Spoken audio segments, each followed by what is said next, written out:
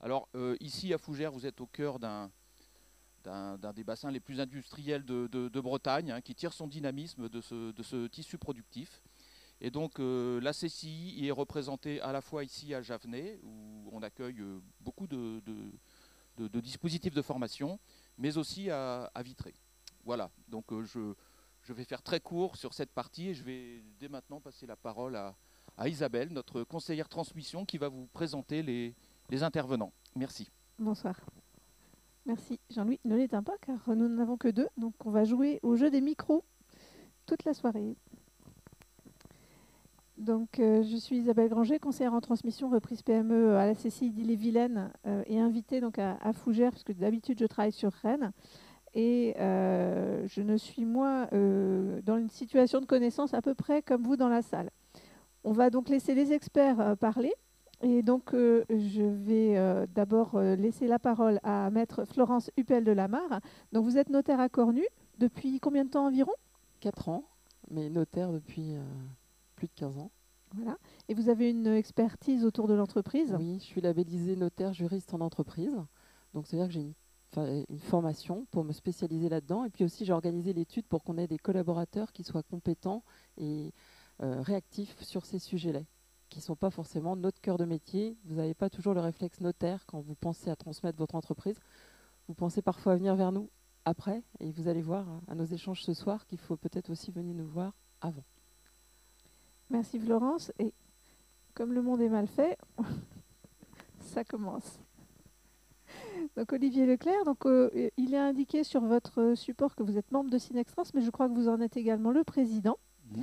Et donc je vous laisse présenter à la fois votre entreprise et Synextrans. Merci beaucoup. Olivier Leclerc, donc membre de Synextrans. Synextrans, c'est un statut associatif. On met en relation acheteurs et vendeurs depuis une quinzaine d'années. Et avec une particularité, c'est qu'on est un groupement d'une dizaine de cabinets. Et l'avantage que vous pouvez avoir en faisant appel à nous, c'est de pouvoir obtenir un gain significatif, c'est-à-dire qu'on est capable d'évaluer votre société, vous accompagner jusqu'à la cession, bien entendu aux côtés de mes collègues. Et sur la partie Leclerc Perspective, puisque c'est ma société, je fais du conseil en gestion de patrimoine également, parce que quand on vend, on est aussi forcément tenu de se projeter sur l'après-cession. Et donc, comme le monde est définitivement mal fait, on rebascule. Et donc, Sébastien, vous représentez le Crédit Agricole, mais sa branche un petit peu grise. Crédit Agricole, banque privée, hein, c'est le logo qui est gris, bien sûr, rien d'autre. Je vous laisse présenter. Merci Isabelle. Donc, Sébastien Baraton. Donc, moi, je travaille au siège social du Crédit Agricole. Donc, vous voyez à peu près le grand bâtiment sur la rocade de Rennes. Et je suis dédié exclusivement aux dirigeants d'entreprise en tant que juriste fiscaliste. Donc, j'aborde tous les sujets de montage complexe, restructuration. Et bien sûr, le thème est un de mes thèmes, évidemment, privilégiés. Merci. Et donc, David, donc, responsable à la fois de la Bretagne et de la Vendée, donc, qui a fait de la route lui aussi, hein, puisque Olivier vient de Nantes, David, vous venez de Vendée, hein, donc c'est un peu moins loin, donc on y va. Je vous écoute. Alors, je ne vais pas présenter le groupe AXA, parce que je pense que tout le monde connaît au moins deux noms. Juste dire que chez AXA, vous avez plusieurs réseaux, des réseaux d'indépendants, donc agents généraux et puis A2P. Moi, je travaille pour le réseau salarié, donc pour une partie de la région Ouest, donc en support en ingénierie patrimoniale. Donc, je travaille vraiment avec beaucoup de conseillers en support, donc formation, accompagnement sur le chef d'entreprise et puis sur le particulier. Et je travaille pour AXA depuis 23 ans. Donc, vous êtes l'expert qui murmurait à l'oreille des assureurs? Je ne sais pas si je murmure, mais en tous les cas, ça fait partie du métier. Merci beaucoup. On va donc entrer dans le vif du sujet. Hop. Et donc, vous posez les vraies questions, à savoir quels sont vos besoins. Il est clair que vous n'allez pas utiliser le produit de la vente de la même manière si vous avez un nouveau projet de création d'entreprise ou si vous souhaitez donner une partie aux enfants et partir en retraite. Donc là, on va juste vous dire de vous poser cette question, mais on va enchaîner tout de suite vers les étapes de la transmission d'entreprise. Donc, je vous rappelle qu'on va essayer à la demande des experts, parce que normalement, on ne devait faire que l'après-session. Mais les experts m'ont dit, si on ne fait que l'après, on ne fera que la moitié du sujet ou à peine. On va donc vous parler dès le démarrage du moment où vous avez décidé de mettre en vente et des choses qu'on va pouvoir faire en amont, la phase préparatoire. À ce moment-là, on va vous parler effectivement des décisions qui peuvent être à la fois civiles, matrimoniales, juridiques ou fiscales. Pour optimiser la vente, on peut faire des choses en amont. On va ensuite vous parler du pendant. Donc, bien sûr, là, on pense tout de suite à quelles exonérations ai-je droit. Et puis, on va parler de l'après. Vous touchez un produit de vente qui aura été optimisé, eh bien, qu'en faire? Donc, un gros programme très chargé. En plus, nos experts avaient beaucoup d'idées. Donc, on va bien sûr vous envoyer ce support en format PDF. C'est pour ça que vous aviez votre adresse mail à vérifier sur le format de l'inscription. Et donc, on se tourne naturellement, quand on voit situation civile, vers la notaire. Alors, je voulais moi parler avec vous des actes civils, des actes préparatoires, mais aussi d'autres types d'actes qu'il va falloir peut-être effectuer avant de rentrer vraiment en phase de négociation. Il y a des actes qui vont être utiles à fluidifier la transmission, la cession, et puis des actes qui sont utiles pour optimiser fiscalement cette transmission. Les actes qui sont utiles pour fluidifier la cession, c'est les actes qui vont consister à organiser l'actionnariat. Peut-être que lorsque vous avez créé votre société, vous avez eu besoin d'apporteurs de capitaux et qu'aujourd'hui, en fait, il y a d'autres actionnaires qui sont avec vous, donc associés, actionnaires de cette société. Il est peut-être intéressant, avant d'être en phase de négociation, de racheter les parts de l'oncle qui vous avait prêté de l'argent il y a 20 ans pour ne pas avoir à échanger avec lui lors des négociations avec un repreneur. Donc ça, c'est important. On rachète peut-être les parts qui sont un peu diluées, ou alors ce qui peut être utile, c'est de signer un pacte d'actionnaires si ça n'a pas été fait avec une clause de sortie conjointe. Alors, ça fait peut-être un peu peur ce genre de terme.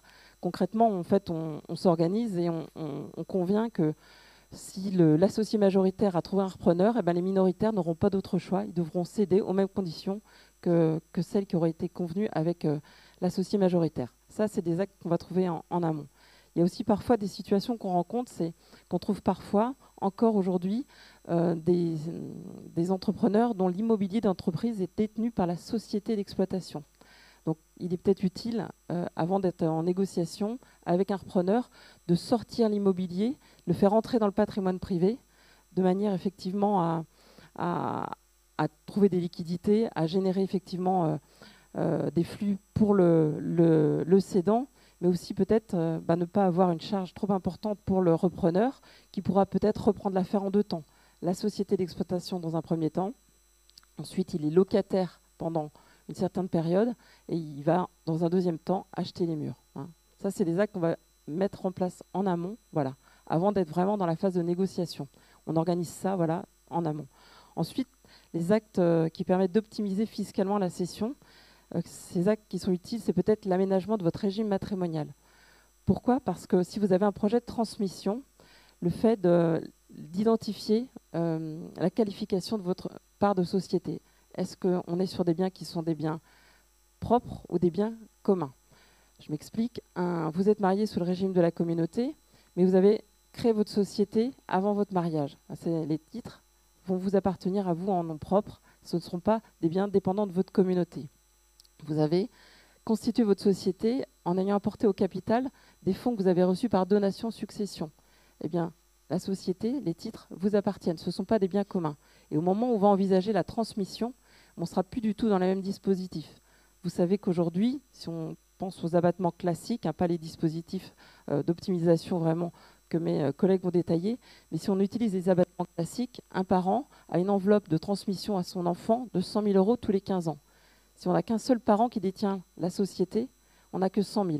Si les 2 parents sont propriétaires de la société, on peut transmettre jusqu'à 200 000 à chacun de ses enfants. Donc il y a une réflexion qui se mène en amont. Déjà, faire un audit, un diagnostic, qui est propriétaire des parts, réellement. Parce que des fois, on fonctionne pendant 20 ans, 30 ans, en ayant l'illusion d'être propriétaire à 2, alors qu'en fait, il n'y a qu'un seul des époux qui est propriétaire des parts. Et auquel cas, il y a des moyens d'action en amont. On va aménager le régime matrimonial. On va faire entrer ces parts de société dans le pot commun et soit changer globalement de régime mais peut-être aussi aménager le régime pour traiter simplement le sujet des parts de société. Merci beaucoup. Donc, on va donc continuer à parler de l'amont. Et donc, on va parler effectivement, on va faire un petit focus sur le pacte Dutreil. Et là, c'est Olivier qui va nous le présenter. Alors, je ne sais pas Merci. si dans la salle, vous avez déjà entendu parler de ce pacte Dutreil. Alors, le pacte Dutreil, c'est le nom du ministre de l'époque, Renaud Dutreil. Il a inventé un dispositif qui, pour moi, est incontournable aujourd'hui, qui permet tout simplement, on est dans la droite ligne de ce qu'indiquait Maître Huppel. On n'a pas toujours cette possibilité-là, mais si vous avez 4 ans devant vous, ça a le mérite de se pencher sur la question. Le pacte Dutreil, en 2 mots, c'est de dire, vous êtes à la tête d'une société. Alors aujourd'hui, on parle, je me permets d'aller dans ce qu'évoquait Isabelle, on est en société à l'IS. Hein. On ne traite pas des entreprises individuelles parce que vous avez un support qui vous permet d'aller sur les sociétés, les entreprises individuelles. Société à l'IS, ça veut dire quoi? Ça veut dire que simplement, lorsque vous transmettez donation, donc je suis marié, je ne suis pas marié, je suis propriétaire des titres, j'ai la possibilité d'avoir 75% d'abattement sur la valeur des titres que je vais transmettre. Comme on est en amont de la cession, et la bonne nouvelle, c'est que ça joue également en cas de succession. Vous avez une société qui vaut 1 million d'euros. Vous souhaitez transmettre à vos enfants, un ou plusieurs de vos enfants, vous avez 75% d'abattement, moyennant une condition. On fait simple, vous allez voir que vous aurez le support, mais je fais vraiment très simple. Moyennant l'engagement de conserver les titres pendant 4, maximum 6 ans, la base de donation, pour aller dans le sens de ce qu'évoquait Maître Huppel, 100 000 euros par parent, par enfant, la base de donation qui est retenue, ce n'est pas 1 million d'euros, c'est 250 000 euros. Donc vous comprenez qu'on a un enjeu majeur, c'est de dire, au lieu d'être taxé sur 1 million quand on va donner ou décéder, parce que ça arrive aussi, tous dans la salle, un jour ou l'autre, vous avez cette capacité de transmettre pour l'équivalent de 250 000 euros. On a un petit exemple, je crois, juste après, Isabelle. On a un petit exemple que vous retrouvez ici. À gauche, sans pacte Dutreil, j'ai une valeur d'entreprise de 500 000 euros. D'accord? Si je fais rien, 500 000 euros, base taxable, abattement légal dont parlait Maître Huppel, 100 000 euros. Je suis taxable à hauteur de 400 000 euros, donation ou succession. Ça va me coûter 78 200 euros. Si en revanche, je revendique la perspective du pacte Dutreil, à droite, 500 000 euros, ce qu'on appelle la base taxable, hein, qui est imposable au droit de donation ou de succession, 125 000 euros. J'ai mon fameux abattement 200 000 euros. J'ai mon fameux abattement de 100 000 euros. Reste taxable 25 000. Montant des droits 5 000 euros. Réduction de droits parce que j'ai moins de 70 ans 2 500 euros. Je pense que ça a éclairé tout le monde. Soit je décide de payer 78 200 euros, soit je m'en tiens à 2 500. Voilà. Donc là, c'est si on donne aux enfants, hein, c'est pas si on leur vend, on est d'accord. Si on donne aux enfants, ça vous oblige à réfléchir. Alors je sais que c'est pas toujours facile, parce que là, on est tous dans la salle, certains d'entre vous se projettent en se disant est-ce que je vais vendre ou pas. Si vous avez 4 ans devant vous, 4 ans ou 6 ans, c'est pas la veille pour le lendemain.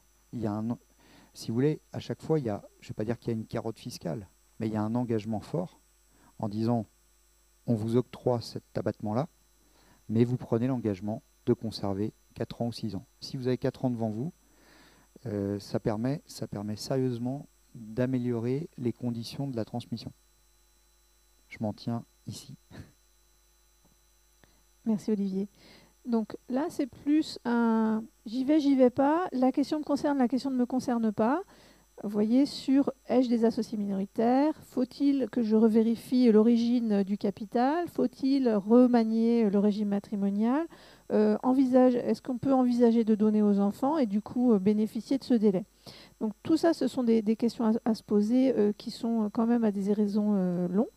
On peut parler néanmoins d'autres raisons qui sont plus courtes. Et donc là, je vais repasser la parole à Florence sur la donation, je dirais, sans passer par cette case du trait. Voilà. Il y a l'hypothèse qui était évoquée où on a du temps, l'hypothèse où on a moins de temps. Et souvent, les clients nous disent je vais vendre. Et puis quand tout sera réglé, je viendrai vous voir parce que je veux réfléchir. Je veux donner aux enfants, mais il faut que j'y vois plus clair. Mais je vends et je viendrai après. Ça, c'est pas une bonne formule. Si on a vraiment le projet de donner, il est plus pertinent de donner les parts et ne pas donner le prix de cession. Pourquoi? Parce qu'en donnant à vos enfants, vous allez gommer l'impôt sur la plus-value. La plus-value, c'est un impôt qui est lié à un prix. Je vends 100 quelque chose que j'ai acheté 50, je vais être taxé à la plus-value sur les 50. Quand je donne 100 à mes enfants, ce quelque chose que j'ai acheté 50, je ne payerai pas d'impôt sur la plus-value. Donc au final, on sera plusieurs à être vendeurs. Moi, si j'ai gardé quelque part, mes enfants, à qui j'ai donné des parts, mais eux, ils ne payeront pas donc, de plus-value.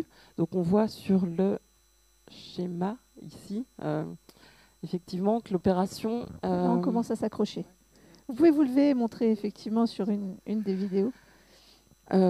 Sur cette première partie donc, de notre petit schéma, on voit que les parts de la société sont vendues et qu'ensuite, donc, sur le prix de vente, évidemment, on a un impôt, une plus-value, 150 000. Ensuite, donc, il reste disponible la différence, le prix de cession moins la plus-value. Et c'est cette somme-là qui va être donnée, sur notre exemple, donc, par le père à la fille. On a donc un disponible qui va être donné moins important et une taxe d'impôt, donc ici. On a donc au total entre l'impôt sur la plus-value et l'impôt qui est dû dans le cas des droits de donation, un total donc de 318 000 €. Dans notre deuxième exemple, je ne vends pas et après je donne mon prix de vente, mais je vais donner à mes enfants les parts de la société. Le prix qui sera encaissé sera donc un prix net d'impôt, 1 million d'euros. Et effectivement, ensuite je peux donner à ma fille 1 million d'euros, alors que dans ma première opération, je n'aurais pas pu lui donner le même montant, puisqu'effectivement, j'aurais été taxé à l'impôt sur la plus-value. Le fait de transmettre aux enfants, ça annule la plus-value. Alors, vous n'êtes pas obligé de tout donner, on peut donner une partie des parts, mais c'est quand même un outil qui est très efficace. Je pense que les chiffres parlent d'eux-mêmes, vous voyez bien. Dans notre premier schéma, l'enfant reçoit 850 000 et une fiscalité de 318. Et dans notre deuxième schéma, l'enfant donc reçoit 1 million d'euros avec une fiscalité de 213 000. Donc on a quand même un différentiel important. C'est efficace et tout à fait licite. Pour ça, il faut respecter bien sûr deux conditions. C'est que la donation, elle doit intervenir avant la cession. On ne doit pas en catastrophe, la veille du rendez-vous de signature, aller voir le notaire en disant je vais donner. Et puis la donation, elle doit être réelle. C'est-à-dire que le prix, il est encaissé par la fille, bien sûr. On ne peut pas convenir avec l'enfant de récupérer une partie du prix qui a été perçu. Par contre, vous avez la possibilité d'encadrer l'emploi qui va être fait par votre enfant des fonds. C'est-à-dire que vous allez pouvoir, dans le cadre de la donation, dire voilà, je veux que ces fonds soient remployés dans l'achat d'un bien, dans la souscription d'un contrat d'assurance vie. Parce que ce qui freine parfois la donation, c'est de dire ok, moi je vais donner, mais ils sont peut-être un peu jeunes, ils sont parfois, je sais pas, je m'inquiète. Moi, j'ai pas la même façon de fonctionner qu'eux. Je veux qu'ils fassent attention à la façon dont ils emploient les fonds. Donc ça peut s'encadrer. Mais la donation, elle doit être réelle. C'est bien quand même l'enfant qui repart avec le chèque. Voilà. Du coup, c'est là qu'il faut bien avoir retenu qu'on n'est pas obligé de tout donner. Ouais, tout à si fait. vous voulez donner 10% du prix, 20% du prix, etc., mais cette donation doit être en amont de la vente. Et c'est pour ça qu'on est encore dans le chapitre avant. On va maintenant parler de la vente plus professionnelle avec donc Sébastien qui va nous parler d'un montage qui peut être intéressant également, toujours avec un certain délai à respecter néanmoins. Donc si vous voulez nous expliquer tout ça, on va parler de l'apport-cession. Oui, c'est un montage que nous on voit souvent, mais qu'il faut manipuler avec précaution. En clair, ici, vous n'avez pas de holding. La holding étant une société au-dessus qui détient, on va dire, votre société opérationnelle. Donc, vous avez votre société d'exploitation classique, SAS, SARL, ALIS, hein, on est bien d'accord. Et puis là, je vends, j'ai trouvé un acheteur, super content, sauf qu'il va y avoir un traitement fiscal assez important, on y reviendra tout à l'heure. En gros, il y a un impôt sur le revenu de 12,8, plus des prélèvements sociaux dans leur globalité de 17,2, plus une nouvelle base d'imposition qui apparaît, qu'on appelle la CEHR, contribution exceptionnelle sur les hauts revenus, qui peut se monter à 3 ou 4% en fonction du montant. Donc là, ça fait une fiscalité de principe 34%. Je vends 1 million de plus-value, j'enlève 340 000 que je donne à l'administration fiscale. Merci, messieurs. Donc, l'administration, elle est bien consciente que parfois la fiscalité est énorme. Il y a eu plusieurs réformes, il y a eu les amendements pigeons, tout ça, c'était les chefs d'entreprise pour une fois qui avaient manifesté contre cette surcharge d'impôts. Donc il existe un système qui permet de reporter l'imposition. Je dis bien reporter, pas purger, elle n'est pas éteinte. Ça consiste là-dedans à créer une holding avant la cession de la société d'exploitation. Et je vais apporter mes titres à cette holding. D'accord? Ensuite, deux possibilités. Soit je vends immédiatement les titres que j'ai apportés à la holding. Apport de mes titres et je vends. Apport cession. D'accord?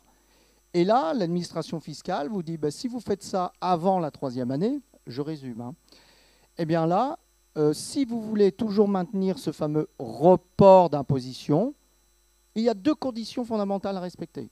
1, je dois réinvestir 60% de ce produit de cession. Je vends 1 million, 600 000 euros devront être réinvestis dans une activité opérationnelle. Donc une vraie activité commerciale, artisanale, libérale, agricole, j'oublie pas l'agricole, qui ça c'est une vraie activité opérationnelle. Les 40% qui restent, les 400 000 sur mon million, vous en faites ce que vous voudrez. C'est de la gestion libre, et on y reviendra tout à l'heure. Mais, nous dit l'administration fiscale, vous avez 24 mois pour faire ça. Donc c'est court, c'est très court. Donc la question qu'il faut se poser, ce n'est pas qu'une question d'économie fiscale. C'est de se dire, est-ce que moi, chef d'entreprise, qui ai bossé pendant 40 ans, je souhaite réinvestir 60% dans une activité risquée opérationnelle? Pas sûr. Si je veux faire un tour du monde en achetant un bateau, est-ce que c'est possible? Pas sûr. Si je veux appréhender mon cash à titre direct, parce qu'il est dans ma holding, non, ça ne marche pas. Donc posez-vous bien toutes ces questions. Qu'est-ce que vous souhaitez faire post-session? Ça rejoint un peu, tout à fait, je veux donner à mes enfants, etc. Donc prudence. Parce que les 24 mois, nous, on le fait régulièrement, c'est très court. En fait, on le préconise, ce montage-là, à des dirigeants qui sont plutôt, entre guillemets, en pleine activité, qui ont 45-50 ans. Je vends mon entreprise, parce que j'ai un bon acheteur, mais je ne veux pas arrêter. Je ne veux pas faire mon tour en bateau, je veux continuer. Je vais créer notre activité. Ben ça, c'est l'idéal. Ça, c'est vraiment l'idéal. C'est codifié, les professionnels appellent ça le 150 OBTR. Vous en avez peut-être entendu parler. Hein, c'est le Code général des impôts. Ben, ça veut dire ça, c'est l'apport cession. Hein. Je m'arrête là parce qu'attention, il y a beaucoup de contrôle là-dessus, beaucoup de contentieux. Hein. 24 mois, c'est court. C'est court. Je m'arrête là pour ça. Hein. Et si, donc, on a les 3 ans qui sont passés? Alors, si j'ai fait mon apport, vous voyez, c'est bien marqué sur le schéma, et que j'attends 3 ans pour vendre, c'est rare, hein. Eh bien là, effectivement, vous n'avez pas ces conditions de réinvestissement dans des sociétés opérationnelles, et là le réinvestissement, vous ferez ce que vous voudrez de votre cash. Mais dans la holding, il est encapsulé dans la holding. Oui, mais si j'ai besoin de revenus, je fais comment? On va le voir tout ça, hein. On va le voir. On va revenir sur cette partie-là. Hein. On est toujours avant la vente, imaginez. En tout cas, vous avez bien compris qu'il peut y avoir des choix à faire qui soit vous les faites maintenant et vous attendez que ça passe, soit vous êtes venu suffisamment tôt pour savoir que vous avez ces décisions à prendre maintenant pour vendre dans 2 ans, dans 3 ans, dans 4 ans, dans 5 ans. Et c'est pour ça que vous entendez parfois dans les journaux qu'une transmission, ça se prépare très longtemps à l'avance. Ce n'est pas le temps de trouver votre repreneur forcément, mais ça peut être le temps de faire les organisations juridiques, matrimoniales, civiles, etc., qui vont vous permettre de ne pas payer plus que nécessaire au niveau de la fiscalité. Sinon, vous paierez un plein pot et vous avez compris que ça pouvait coûter cher. Voilà. Donc là, on est sur le même schéma présenté Là, c'est différemment. la possibilité d'investir sur soit les activités opérationnelles ou soit sur les activités effectivement libres. Et on y reviendra sur comment est-ce qu'on peut investir dans du placement pur, dans une holding à l'IS, toujours. Alors, yes, tout le monde a suivi que c'était l'impôt sur les sociétés, j'espère. Après, holding, c'est bon, hein, c'est la société qui est au-dessus d'une société d'exploitation. J'ai pas fait mon dictionnaire ambulant cette fois-ci, excusez-moi. On va donc arriver à la phase de transmission en tant que telle. Vous avez pris ou pas des dispositions avant, et là, il va s'agir de vendre. Et donc, comme Olivier l'a précisé tout à l'heure, hein, on vous rappelle que nous avons déjà fait un webinaire qui avait lieu le 5 juillet 2021, donc c'est pas trop vieux, pas encore, puisque ça n'a qu'un an et demi. C'était au moment où on croyait que ça durerait pas longtemps le Covid, non ? Ah là là. Alors, donc nous avons fait ça en format webinaire. C'est un petit webinaire qui dure 1 heure. Sébastien y était déjà. Et nous avons abordé tous les cas d'exonération fiscale pour l'impôt sur le revenu, avec les entreprises individuelles ou les sociétés à l'impôt sur le revenu. Donc n'hésitez pas à recliquer sur ce lien. Donc je le mettrai dans le contenu du message en vous envoyant le PDF suite à votre signature à la feuille d'émargement. Donc, on va donc aborder les exonérations, enfin la fiscalité de fait et les exonérations qui s'y appliquent. Et donc là, nous allons passer le micro à David. Alors 4 fois vaut mieux qu'une. Effectivement, là, on va traiter la transmission de sociétés soumises à l'impôt société. On ne va pas traiter bien sûr la transmission des sociétés à l'impôt sur le revenu, ni les cessions un peu particulières de titres démembrés qui sont un peu différentes. Donc là, on a effectivement un tableau de synthèse, vous voyez, qui est extrêmement simple. Ça a été évoqué un petit peu par mes collègues.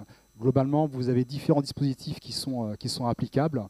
Le dispositif par défaut depuis 2018 pour les titres que j'ai acquis avant 2018, qu'on appelle le PFU, prélèvement forfaitaire obligatoire, qui est de 30%, auquel je vais rajouter effectivement éventuellement 4% de contribution exceptionnelle sur les hauts revenus. Ça, c'est un régime par défaut et sur option. C'était le cas avant pour les titres acquis avant 2018. On a la possibilité d'opter pour l'impôt sur le revenu avec des abattements pour durée de détention. Donc là, on a 2 cas de figure. Soit effectivement, je suis dans le cadre du droit commun, soit je peux bénéficier du cadre abattement renforcé pour les PME moins de 10 ans. Préalable avant tout ça, ce qu'il faut retenir quand même, c'est que quand je vends une société, je ne paye pas d'impôt sur le prix de cession. Je paye de l'impôt sur la plus-value de cession. Et cette plus-value, bien sûr, c'est la différence entre ce que j'ai acheté et ce que j'ai vendu, majoré d'un cas pour le prix d'acquisition de certains frais, et minoré de l'autre pour la plus-value. Ce qui fait que l'assiette est un peu plus faible que effectivement, la différence des deux. Donc en fonction des cas, effectivement, j'ai un abattement pour durée de détention qui peut aller jusqu'à 85% dans le cadre de l'abattement renforcé, que vous avez ici. Donc si je suis imposé effectivement dans une tranche, là j'ai pris un exemple d'un client qui serait dans une tranche marginale à 45%, donc 45% de 35%, parce que 100 moins 65, ça fait 35, plus 1007,2 de prélèvements sociaux, plus la CEHR de 4%, j'arrive à un taux d'impôt de 27,95. Et si j'applique la CSG déductible, je vais en parler juste après, on est à 27,49, parce que je peux effectivement bénéficier d'une CSG déductible si j'opte pour l'impôt sur le revenu. Donc slide. Donc ça, ce sont les différents choix possibles. On a vu effectivement l'impôt forfaitaire unique donc de 30%. Ce qu'il faut savoir, c'est que sur l'impôt sur le revenu, les 12,8 s'appliquent sur la plus-value. Et quand j'opte effectivement pour les abattements pour durée de détention, j'ai effectivement uniquement sur l'IR. Les prélèvements sociaux s'appliquent sur le tout et non avec l'abattement. Et on a un régime dérogatoire, donc pour ceux qui partent à la retraite, qui permet effectivement d'avoir un abattement de 500 000 € sur la plus-value. Bien entendu, les prélèvements sociaux sont toujours dus sur la totalité. Ce régime-là devait prendre fin le 31/12/2022. La loi de finances 2022 effectivement, est venue prolonger ce dispositif-là pour les gens effectivement, qui sont à la retraite entre le 1er janvier 2019 et le 31/12/2021. Ils ont allé 3 ans au lieu de 2 effectivement, pour vendre la société et bénéficier de cet abattement de 500 000 €. Un exemple illustratif, donc abattement de droit commun. Là, on a pris une plus-value d'1 million d'euros. Hypothèse, effectivement, mettons moins de 2 ans, on a effectivement un abattement ou de 8 ans, 50%, et plus de 8 ans, 65%. Donc si je prends l'abattement supérieur à 8 ans, on a un abattement de 650 000 €, ce qui fait une base taxable à 350 000 €, auquel j'applique mes prélèvements sociaux, 172 000 €, moins la CSG déductible. Alors la CSG, c'est 6,8%, ce qui ferait 68 000 € dans mon exemple, mais comme je suis imposé à 45%, 68 000 par 45%, je suis bien à 30 600 €.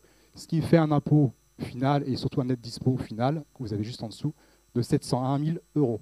Là, on le voit très facilement, on voit que l'opération, effectivement, l'option pour l'abattement pour durée des tensions ici n'est pas valable, contrairement effectivement à la flat tax, puisque j'ai uniquement 700 000 €, alors que la flat tax serait déjà 30%. En revanche, pour des contribuables qui ont une TMI inférieure à 45%, ça peut être intéressant, d'autant que la CSG est déductible uniquement quand j'opte pour l'IR. Si j'opte pour la flat tax, effectivement, je n'ai pas le droit à cet abattement de CSG déductible.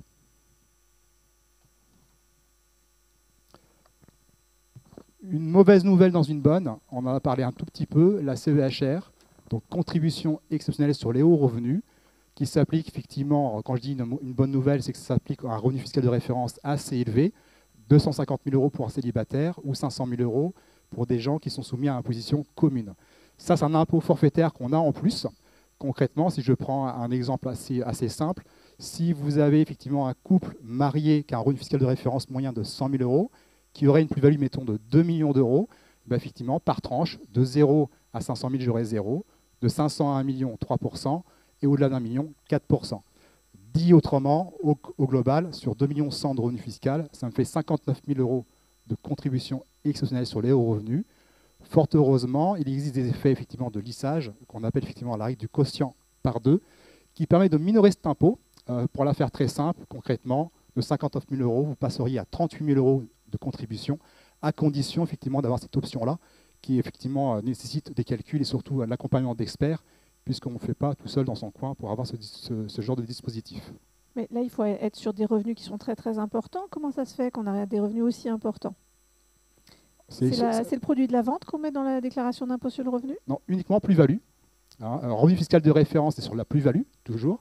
Donc, il y a des conditions. Il faut, pour bénéficier du revenu exceptionnel, je dois avoir effectivement une plus-value supérieure à 1,5 fois la moyenne de mon revenu fiscal de référence des 2 dernières années. Donc, si je prends un exemple, si vous avez un revenu fiscal de 100 000 € de manière traditionnelle, si ma plus-value est supérieure à 1,5 fois ce montant-là, je peux opter effectivement pour le système du quotient qui permet de minorer cet impôt. C'est compliqué quand même, votre histoire. On est d'accord.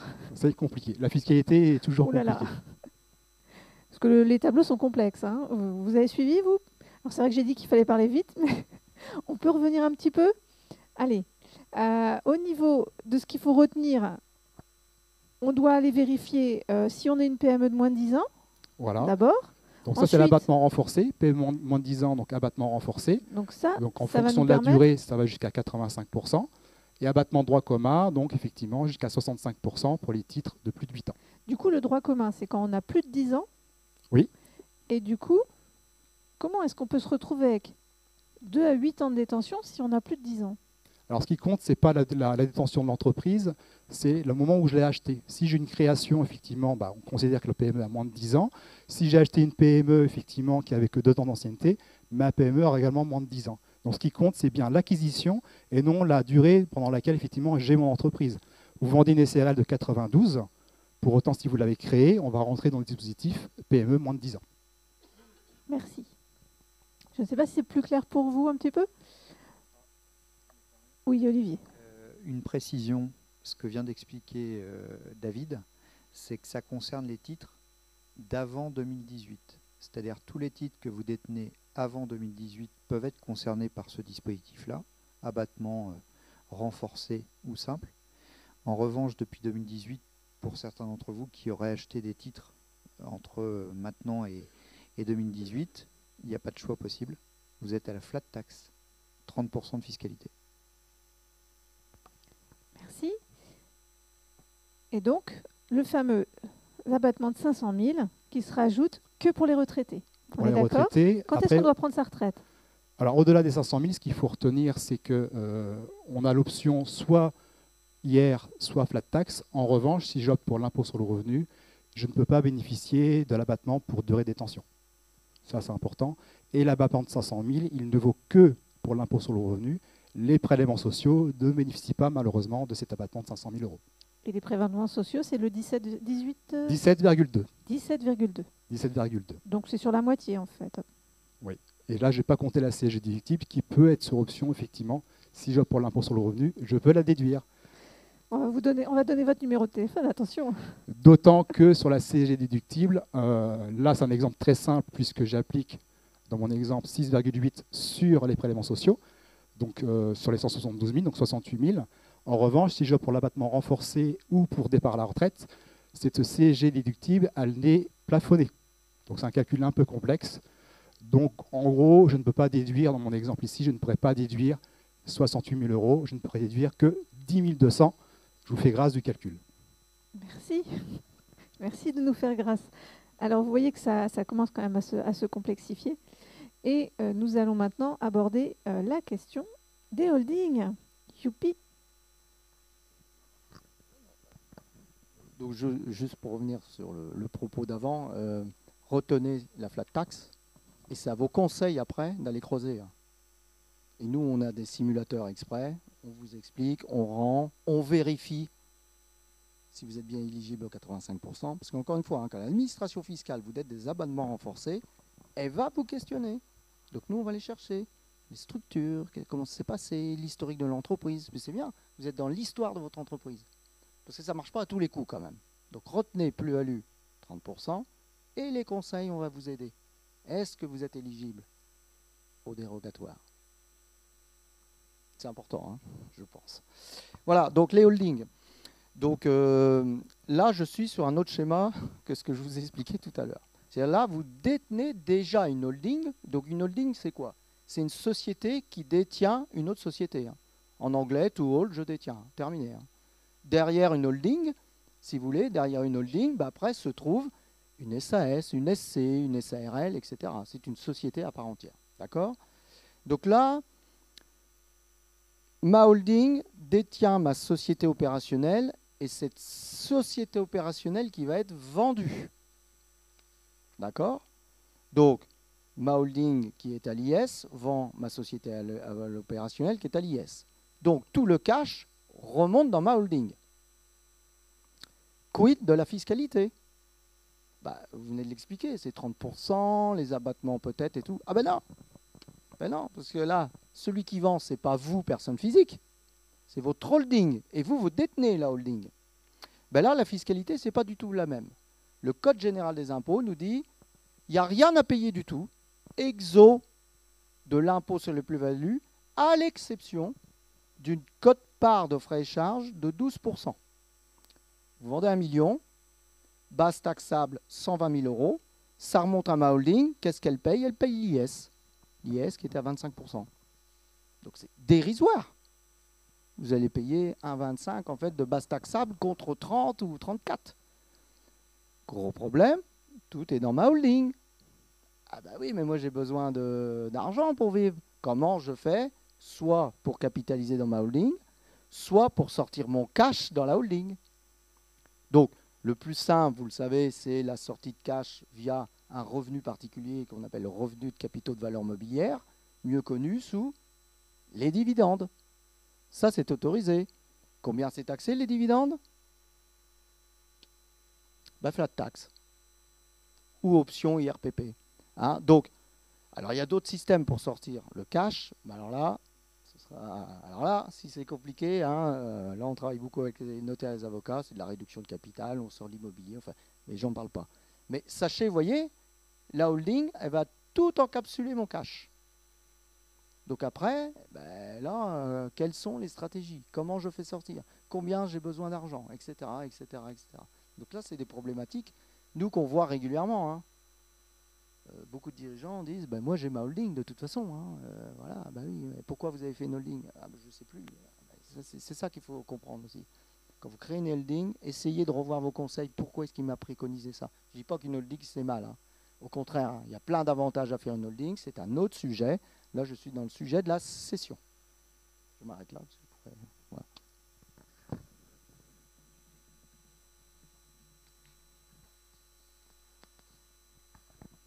J'attrape un micro. Donc, on a fait, alors là, dans un délai tout à fait raisonnable, je suis épatée. Je leur ai fait la leçon avant de parler vite, mais on a un peu de temps quand même. Donc, vous avez vu qu'on a réfléchi à l'avant, on a vérifié le pendant, et maintenant, on va parler de l'après. C'était normalement l'origine de la conférence, était vraiment fléchée sur l'après. Et donc, on va passer un petit peu de temps sur tous ces sujets. J'ai de l'argent. Qu'est-ce que j'en fais? Est-ce que je le mets en assurance vie, en contrat de capitalisation? Est-ce que j'investis dans de l'immobilier en direct ou via une SCPI? Et attention à refaire effectivement un nouveau bilan patrimonial, puisque plus on avance, plus il est probable qu'on va devoir faire face à une succession. Et donc, on va vous dire de refaire un petit tour de ce côté-là. Et donc, on va d'abord attaquer le sujet de l'assurance vie. Et donc, on va repasser la parole à David, qui a déjà le micro, et qui va nous parler de tous ces avantages et de toutes ces attentions qu'il faut avoir sur l'assurance vie. Alors, l'assurance vie, tout le monde connaît. C'est certainement le placement le plus connu, le plus utilisé. C'est aussi, malheureusement, des fois, le moins bien optimisé. L'assurance vie, il a deux grandes vertus. Une vertu en cas de décès, c'est ce qu'on va voir dans le premier élément, et une vertu également en cas de vie, ce qui est pour moi le plus important. Alors, c'est un peu compliqué également en cas de décès. Juste revenir d'abord sur quelques avantages et quelques éléments plutôt civils. Quand je fais un contrat d'assurance vie, le capital qui est prévu en cas de décès, il est alloué aux bénéficiaires et non aux héritiers. Ce que je veux dire par là, c'est qu'un bénéficiaire, ça peut être bien sûr les héritiers, mais pas forcément. Donc ça, c'est un gros avantage. Deux grands principes sur l'assurance vie en cas de décès, donc qui sont régis par le Code des assurances. On est clairement sur une fiction juridique. Le capital d'assurance vie est hors succession. Il est également non réductible pour atteinte à la réserve. Ça veut dire que quand je mets des capitaux en assurance vie, je peux transmettre ce capital-là à qui je veux, sans pour autant que mes héritiers réservataires puissent effectivement venir reprendre ce capital-là. Sous réserve, bien sûr, que la prime ne soit pas exagérée. Après, tout est question de savoir qu'est-ce qu'une prime exagérée. Donc ça, c'est à l'appréciation des juges. Mais globalement, le cadre de l'assurance vie d'une manière civile permet de transmettre un capital à des gens, des bénéficiaires, quel que soit le lien de parenté que je peux avoir, à qui j'ai envie. Ça, c'est important. Après, on a deux grands articles aujourd'hui qui régissent la fiscalité décès, qui est assez compliquée encore, plus je pense que la fiscalité qu'on vient de voir sur les plus-values mobilières. On va retenir deux grands principes, les primes versées avant 70 ans et les primes versées après 70 ans. Avant 70 ans, vous avez le droit, pour chaque bénéficiaire, à 152 500 € d'abattement. Et au-delà, on est taxé à 20%, voire 31,25% sur des gros montants. Et pour les primes versées après 70 ans, on a un abattement sur les versements, et uniquement les versements, pour tous les contrats d'assurance vie confondus, uniquement 30 500. Tout le reste passe en succession et les intérêts sont exonérés. Donc ça, c'est les deux grands principes de base. Maintenant, si je rentre un peu plus dans le détail, et là, ça va se compliquer un tout petit peu. Tableau de synthèse. Alors, on ne va pas le détailler tout le tableau, bien entendu. Vous voyez que c'est assez complexe. Ce qu'il faut retenir, en gros, vous allez avoir trois cas de figure. Le premier cas de figure qui est très important, c'est celui de l'exonération. En fait, je vous ai parlé effectivement de la fiscalité avant 70 ans et après 70 ans. Mais on a des cas où, quel que soit le montant que j'ai placé en assurance vie, le capital transmis à un bénéficiaire va être totalement exonéré. On va avoir en première ligne, bien sûr, par définition, les bénéficiaires qui sont déjà exonérés. Je pense aux conjoints, aux partenaires pacsés et frères et sœurs sous condition. Premier cas de figure, donc quand je mets en bénéficiaire mon conjoint, je n'ai pas lieu effectivement de respecter les 152 500 € d'abattement, puisque par définition, le conjoint est totalement exonéré. Le deuxième cas de figure qu'on peut rencontrer assez souvent, c'est les contrats, on va dire, où des primes ont été versées avant 98, quand j'avais moins de 70 ans. Donc là également, quel que soit le montant placé avant cette date, si j'avais moins de 70 ans, je suis également en exonération totale. Donc après, effectivement, en fonction des cas, soit je vais appliquer les 152 500 par bénéficiaire, soit l'abattement de 30 500 en fonction effectivement de l'âge que j'ai au moment des versements. Donc ça, c'est une mécanique assez complexe. Ce qu'il faut retenir, c'est qu'en termes de succession, on peut optimiser les clauses bénéficiaires, ce qui est rarement fait. C'est ce qu'on va essayer de voir un peu dans le détail dans les slides qui suivent. Premier cas de figure, la représentation que tout le monde connaît. Si dans le cas de la dévolution légale, elle est automatique, soit en cas de décès, soit en cas de vie quand je renonce à une succession. Dans un contrat d'assurance vie, celle-ci ne se présume pas. Ça veut dire quoi en français? Ça veut dire que si vous ne notez pas dans la clause bénéficiaire en cas de décès ou de renonciation, le capital effectivement que j'aurais dû avoir ne vient pas à mes héritiers, mes descendants, ça va passer au premier rang. Dans l'exemple ici que je vous ai mis, on a pris l'exemple effectivement d'une dame qui a désigné pour bénéficiaire 2 enfants, donc le fils et la fille. Si je mets une clause standard, mon conjoint à défaut et mes deux enfants par part égale, en cas de prédécès donc de l'enfant, sa quote-part reviendrait à sa sœur et non aux enfants effectivement du fils prédécédé. Donc bien noter effectivement en cas de décès, je veux que ma quote-part revienne à mes descendants. Et également en cas de renonciation, parce qu'effectivement on pourrait se dire, ben moi le capital j'en ai pas besoin, je renonce au bénéfice du contrat, et dans ce cas-là ça va passer à mes descendants. Si je ne le fais pas, ça ira à ma sœur et non à mes descendants. Donc ça c'est très très très très important. La représentation en assurance vie, d'un point de vue civil tout au moins, elle doit être clairement identifiée pour éviter effectivement les petits soucis de versement.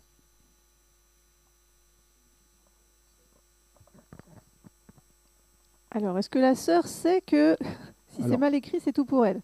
C'est bien ça?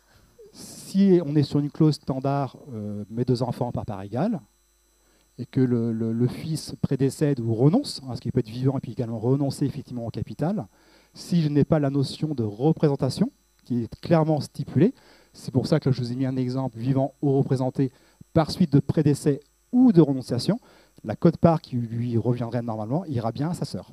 Donc nous, assureurs, si dans le cas présent, si l'enfant est prédécédé, on va régler 100% de capital à la sœur et non effectivement aux descendants du fils. C'est le cas d'un décès,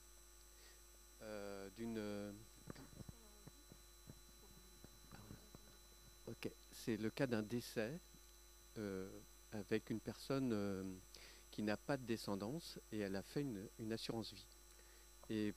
Mais personne ne découvre, enfin tout le monde, certains prétendants découvrent qu'ils ont eu un bien. Mais par contre, on ne sait pas qui a été bénéficiaire. Et il y a eu, on pense qu'il y a eu des personnes qui sont prédécédées. Et comment on peut récupérer la part de personnes qui sont prédécédées alors qu'il y a un lien familial, quoi.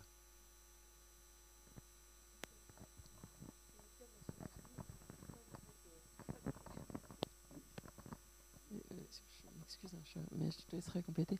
Pour le cas de l'assurance vie, vraiment, on ne peut pas raisonner comme en matière de droit successoral. Voilà. Les notions que vous avez à l'esprit, l'idée qu'en cas de décès du fils, les biens reviennent aux petits-enfants, ce n'est pas le cas. C'est pour ça qu'on vous dit que justement, et ça c'est un réflexe que vous devez avoir, les contrats d'assurance vie, il faut arrêter d'imaginer que c'est secret défense. Des fois, vous les avez rédigés il y a longtemps. Prenez le temps de venir en parler avec vos conseils. Il ne faut pas hésiter, quoi. Il y a très très souvent des clauses qui sont mal rédigées, vraiment. Donc là, votre question, peut-être qu'effectivement, si la personne en question avait pris le temps de soumettre la rédaction de sa clause, mais 5 ans, 10 ans après que le contrat soit signé, peu importe, hein. On revient, on en discute peut-être avec quelqu'un d'autre qu'avec l'assureur avec qui on a souscrit ce contrat. Mais voilà, les règles successorales ne s'appliquent pas au contrat d'assurance vie. On est sur un régime juridique qui est complètement différent. Le principe justement du hors-succession que j'évoquais en introduction. Nous, assureurs, on va régler par rapport au libellé de la clause. S'il n'y a pas de précision sur le règlement de la clause, on va régler effectivement par rapport à l'intention du souscripteur, et donc on va suivre effectivement a priori ses volontés. On va donc aborder un autre sujet sur l'assurance vie toujours. Alors, clause bénéficiaire démembrée, là clairement on est sur un sujet légèrement technique. Concrètement, c'est se dire, on va essayer de prendre l'option qui est souvent choisie dans le cas d'une dévolution légale, soit en présence d'enfants communs ou en présence de donation entre époux, où en général le conjoint survivant prend l'usufruit du patrimoine. Alors, mémo très très rapide sur ce qu'est l'usufruit. Le droit de propriété, vous avez plusieurs prérogatives. Si je prends l'exemple d'un bien immobilier, vous avez le droit d'habiter le logement, d'en prendre les revenus, c'est ce qu'on appelle l'usufruit. Et le titre, donc la certitude d'être propriétaire à terme, c'est la nue propriété. Donc au décès de l'usufruitier, le nu propriétaire devient plein propriétaire du bien par extinction de l'usufruit. Ramener à un contrat d'assurance vie, il s'agit tout simplement de mettre en bénéficiaire un usufruitier, souvent le conjoint, et un nu propriétaire, par exemple un enfant. Ce qui se passe, c'est qu'en cas de décès effectivement du souscripteur, l'assureur va régler en usufruit donc le capital au conjoint survivant.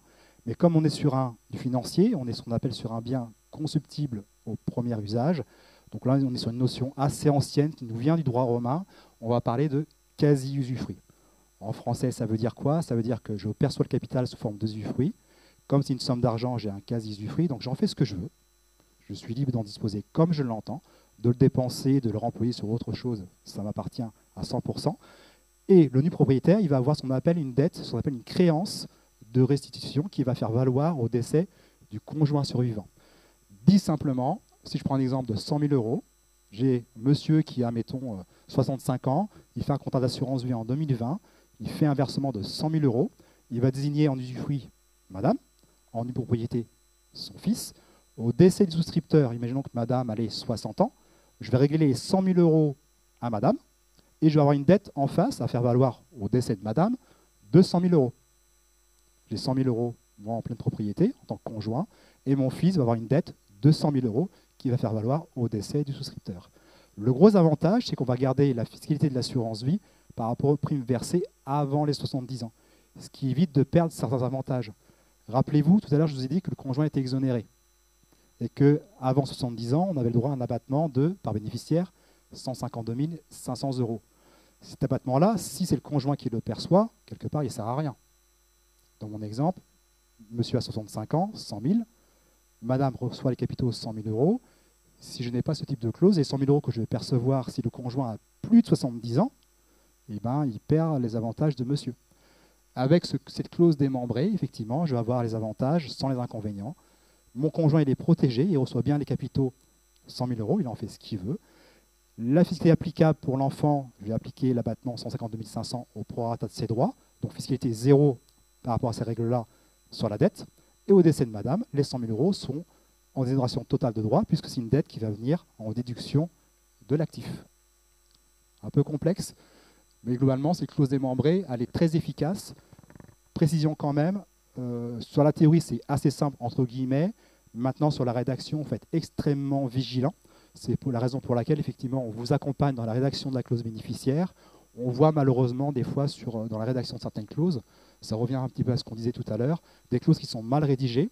Et si elles sont mal rédigées, même si l'intention est usufruitier une propriété dans mon exemple, le nu propriétaire a également des droits, donc on peut faire pire que mieux, d'où vigilance quand même sur la rédaction. Et on est là également pour vous accompagner dans cette clause. Une autre clause qui est plutôt sympa, qu'on appelle la géométrie variable, dite clause à option. Concrètement, ça évite d'avoir le tout ou rien. Je prends un exemple, j'ai un contrat d'assurance vie de 100 000 euros. Si je veux en bénéficier à mon conjoint, à défaut les enfants, c'est bien le conjoint qui récupère les 100 000 euros. Sauf que le conjoint, il n'a pas forcément besoin de 100 000 euros au décès de son mari. Et là, soit il prend les 100 000, soit il renonce, et dans ce cas-là, il n'a plus rien. La clause à option permet effectivement d'avoir des quotités différentes. On peut avoir du 50-50, 50% madame, 50% mon fils, et avoir effectivement des choix possibles en cas de décès. Donc ça, c'est quelque chose de relativement intéressant qu'on peut combiner également avec le démembrement. Pour faire simple, c'est vraiment intéressant à condition que l'enjeu patrimonial effectivement soit réel. On fait attention quand même à ne pas mettre trop d'options. Il y a quand même un risque entre guillemets de libéralité qui consiste à dire concrètement est-ce que le bénéficiaire peut choisir l'attribution de capital. Donc là, on est quand même assez vigilant sur cette rédaction-là. Après, pour vous conforter, on a quand même une réponse de 2015, ce qu'on appelle la réponse Maluré, qui est venue effectivement préciser ce point-là. A priori, on n'est pas en donation en direct quand on fait des clauses à option. Encore une fois, avec prudence. En revanche, ça peut être effectivement efficace pour éviter la loi du tout ou rien, ce qui me semble assez intéressant. Merci. On va maintenant parler de la stipulation à soi-même. Alors ça, c'est le plus important. J'aurais dû commencer par ça, mais je voulais terminer par ça pour donner effectivement le suivi plus simplement sur le contrat de capi qu'on va voir juste après. Là, c'est le plus important, parce que je vous disais tout à l'heure effectivement que l'assurance vie était par définition hors succession. Fiction juridique, pourquoi? Parce qu'effectivement, vous l'avez ici, faculté de rachat sur le contrat d'assurance vie.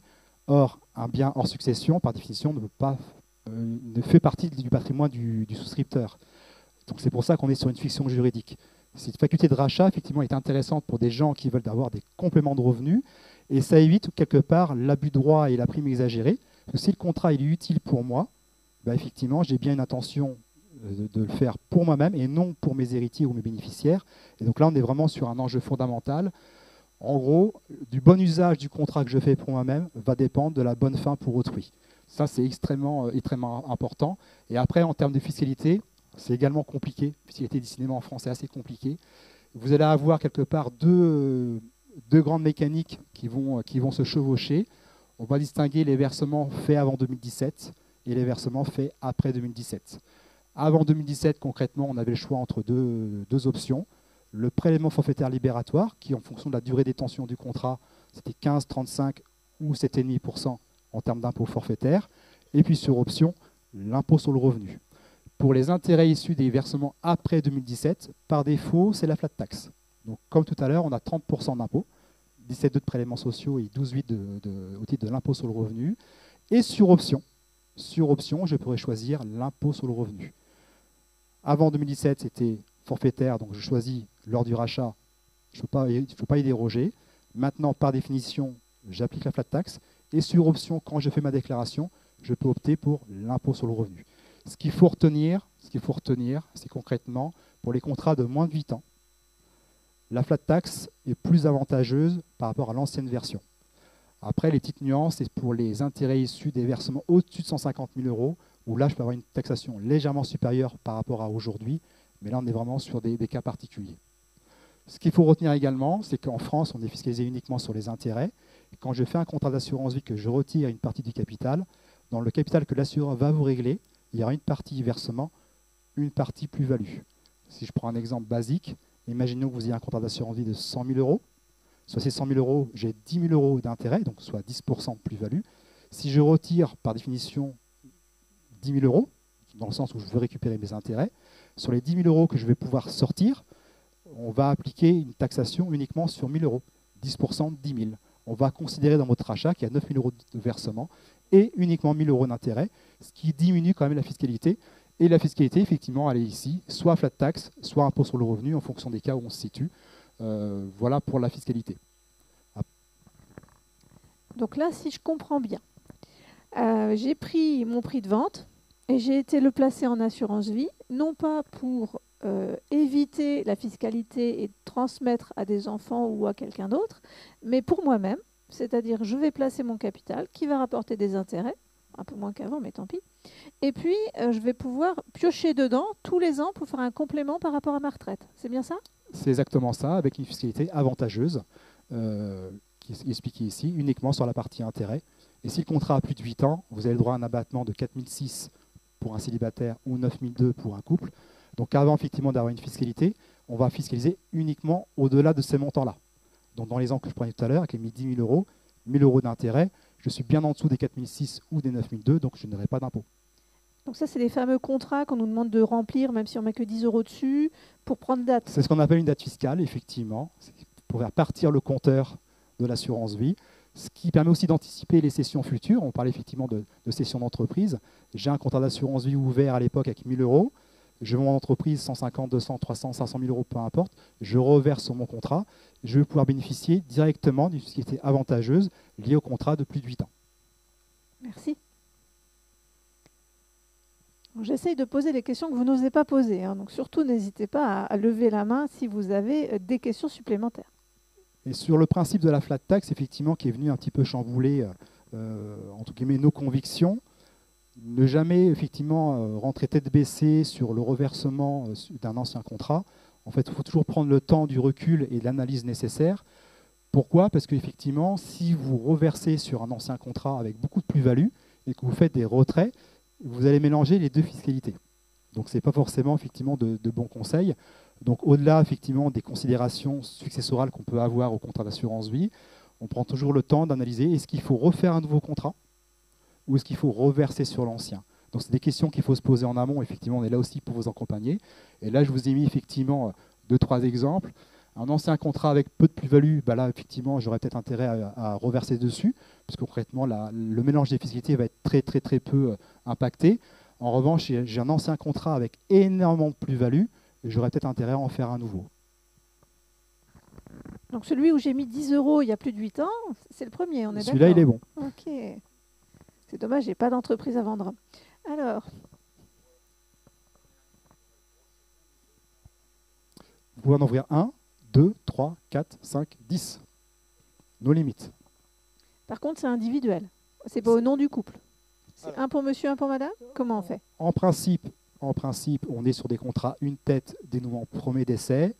Après, sur dérogation, exemple des régimes matrimoniaux qu'on appelle communauté universelle, on peut faire des contrats deux têtes, deuxième décès. À une époque, on a eu l'arrêt Baquet qui est venu nous embêter un petit peu en termes de fiscalité, donc on faisait des contrats deux têtes, premier décès. Aujourd'hui, je ne rentre pas dans le détail avec SIO, aujourd'hui c'est plus nécessaire. Donc bref, retenez un contrat, un souscripteur assuré par contrat, et il y a quelques exceptions qui nous permettent de faire des contrats deux têtes. On est sur des cas particuliers. Mais donc on n'est pas comme le livret A, on n'est pas limité à un seul. On en fait autant On n'est qu'on pas veut. limité à un seul, effectivement. Ok. Allez, un grand Un tableau. peu de chiffres. C'est là que vous êtes content de recevoir le PDF tout à l'heure. Hein? Voilà, donc c'était juste pour lisser le propos effectivement de la fiscalité de l'assurance vie. Concrètement, là, c'est un exemple concret, réel, qu'on a réalisé. Donc une session d'entreprise où le client effectivement a voulu faire un versement de 550 000 €. Donc je vous fais grâce effectivement du détail de l'allocation, parce que vous savez qu'en assurance vie, contrairement à ce qu'on pourrait croire ou ce que les journaux ou les médias nous disent, l'assurance vie, ce n'est pas que du fonds euro. On vous parle essentiellement du fonds euro. Hein. Souvent, l'assurance vie, ça baisse parce qu'effectivement, le fonds euro, avec les taux bas qu'on a connus précédemment, plus aujourd'hui, mais précédemment, on avait des taux de rendement assez faibles. Dans un contrat d'assurance vie, on est capable d'avoir des allocations, on va dire, différentes, du fonds euro, du fonds croissance qui est un peu plus rentable, et également ce qu'on appelle des unités de compte, donc des obligations ou des actions, pour venir effectivement donner de la rentabilité sur du moyen terme, long terme. Donc là, on a pris l'exemple effectivement d'un versement de 550 000 € sur un contrat qui était assez ancien, qui était de 2006, où nos clients, effectivement, lui, voulaient avoir des revenus réguliers, mensuels, donc de 830 € par mois. Donc là, je vous ai mis effectivement la petite synthèse, on se rend compte effectivement d'une chose, c'est que mon client, il reçoit toujours 830 € par mois, c'est le montant qu'il souhaite. En revanche, en termes d'imposition, vous avez effectivement sur les rachats bruts, une évolution des rachats bruts, donc ce qui doit être donné en rachat pour avoir du net à la fin, on voit effectivement que l'impact en termes d'impôts, il est extrêmement faible, puisque vous les avez effectivement sur l'écran, en fonction des intérêts générés. Vous avez le principe de ce que j'expliquais tout à l'heure, hein. Partie intérêt contenu dans le rachat, c'est uniquement cette partie-là qui est fiscalisée et non tout le rachat. L'idée, c'est vraiment d'avoir le principe, pour reprendre l'exemple. Oui, si vous pouviez nous expliquer les colonnes quand même, pour que quand on les relit demain soir, voilà, à tête reposée, on comprenne un peu mieux. Alors là, vous avez votre on a versement, la vente, 550 000. 550 000 €. Donc les produits générés au prorata de l'année, donc ici, vous avez les produits bruts du contrat. Le rachat, effectivement, nécessaire pour donner les 830 € par mois. Donc ça, c'est le montant du rachat brut que l'assureur va faire sur le contrat. L'assiette d'imposition pour les prélèvements sociaux et l'assiette d'imposition pour l'impôt sur le revenu. Vous voyez ici l'assiette, le montant de l'impôt sur lequel on va prendre soit la flat tax, soit l'impôt sur le revenu. C'est ici, donc 24 € pour la première année. Et puis après, en fonction des années, effectivement, 1 000 €, 1 400 €. C'est ce montant-là, effectivement, qui sera soumis à l'impôt. Et là, effectivement, vous avez le rachat net servi. Et là, par définition, on a pris le prélèvement forfaitaire obligatoire, donc les 7,5 dans mon exemple de tout à l'heure. Ce que vous appelez le rachat net, c'est le versement vers la Qui est donné personne au qui client. possède Vu ce qui intéresse le l'assurance vie. client, c'est combien j'ai dans ma poche. Donc nous, assureurs, on est obligé de faire un rachat un peu plus conséquent, parce qu'il y a la fiscalité derrière. Donc rachat brut, moins la fiscalité, mon client, effectivement, il a son rachat net. Comme les intérêts sont légèrement supérieurs dans l'hypothèse de la simulation, légèrement supérieurs à ce qu'on donne, vous avez également une évolution du capital, 550 000 €, et vous voyez qu'à terme, le client, il a 556 000 €, malgré les rachats mensuels qu'il a pu réaliser sur le contrat. C'est ça qui est fou.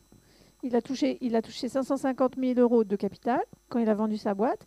Il touche 830 €. 830 € par Oui. mois. Et en 2037, il est toujours avec ses 550 de vente. Avec l'hypothèse, bien entendu, des rendements qui sont cités ici, 50% d'allocation à 1,3%, 20%, ce qu'on appelle sur le fonds croissance, donc qui est un fonds qui est garanti à 10 ans, qui permet d'avoir une garantie de capital à 10 ans, qui est légèrement supérieure en termes de rentabilité que le fonds euro. Donc là, par hypothèse, on a mis 1,70.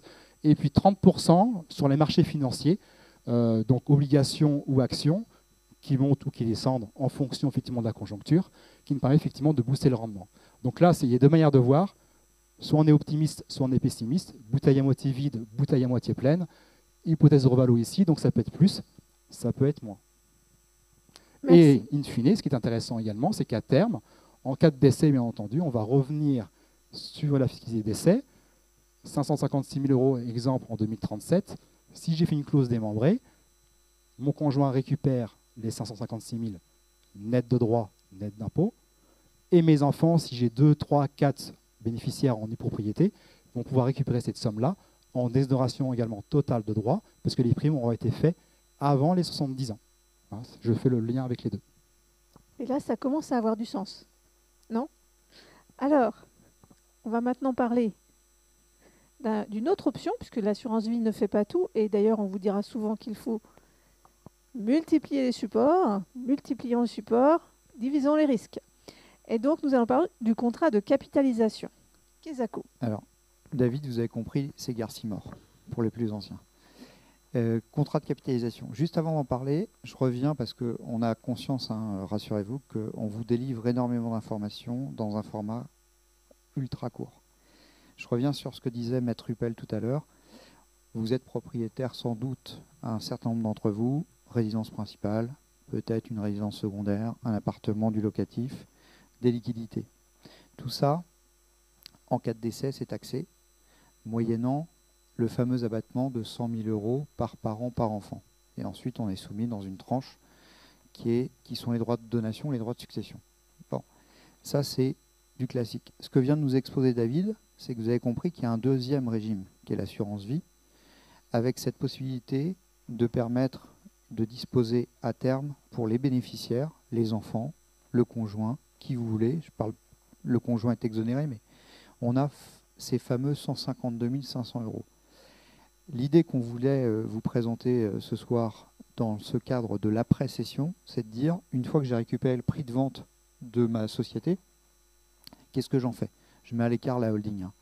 Vous avez vraiment le prix de vente dans votre poche, vous avez payé la flat tax, vous avez payé votre plus-value, et vous dites, on a déjà une première piste de réflexion, c'est de dire l'assurance vie.